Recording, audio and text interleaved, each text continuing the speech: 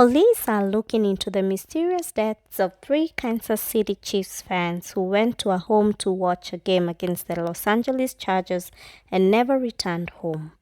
The three men went to the home on the 5200 block Northwest 83rd Terrace in Kansas City, Missouri on January 7 to watch the game, a family member said.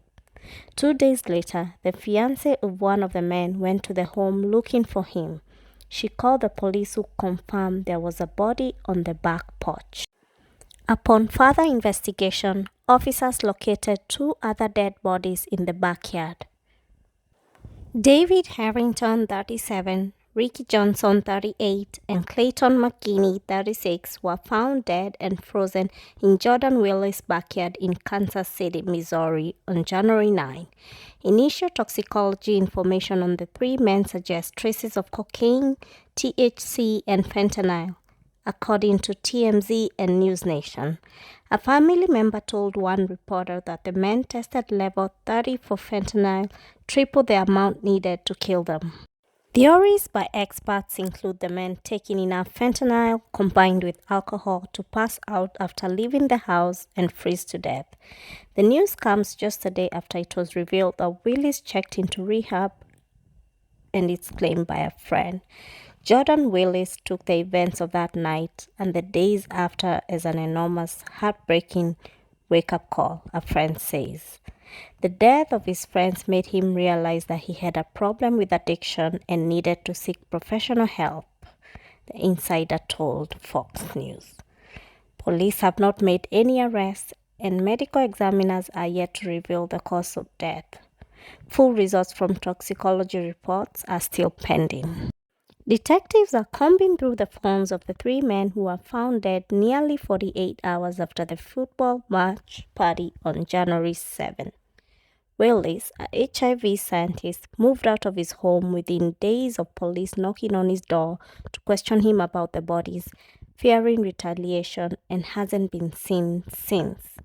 For 2 days, the families of victims say they visited Willis's home, called him, and sent him Facebook messages asking where they were. He did not respond. Eventually, the fiancé of one of the men broke into the house through the basement and found the first body in the backyard.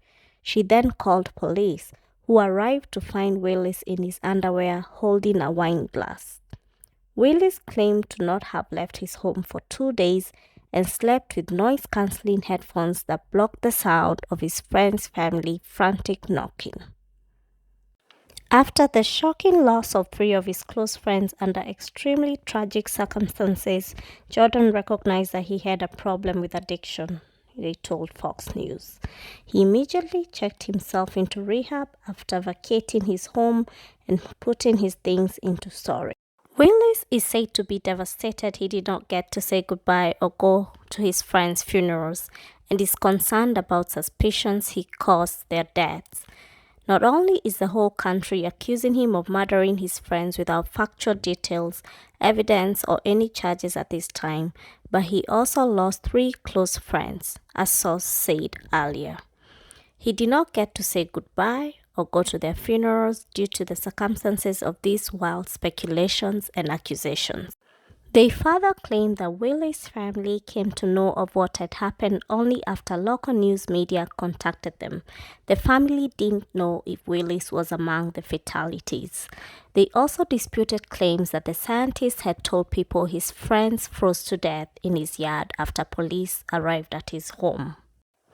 This revelation comes 2 days after Willis's father issued statements on his behalf on January 26.